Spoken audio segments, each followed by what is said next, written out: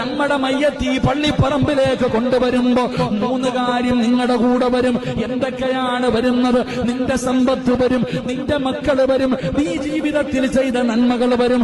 ഇത് 3 പള്ളിയിൽ വന്നു. മയ്യത്ത് നമസ്കാരം കഴിഞ്ഞു. ഇവിടുന്ന് പള്ളിപ്പറമ്പിലേക്ക് ഇറങ്ങുകയാണ്. പള്ളിപ്പറമ്പിലെ ഖബർസ്ഥാനിലേക്ക് വരികയാണ്. 6 അടി മണ്ണിനകത്തേക്ക് നിന്റെ മയ്യത്തിറക്കി വെക്കുകയാണ്. ഖബറിന്റെ അകത്തേക്ക് നിന്റെ മയ്യത്തിറക്കി വെച്ച് പടച്ചവനെ ഒരു പിടി മണ്ണ് വാരുന്നു, ഒരു പിടി മണ്ണ് വാരി വെച്ചു. ഇന്നുവരെ സമ്പാദിച്ചത് മുഴുവനും അവിടെ വരെ വന്നിട്ട് തീരുകയാണ്.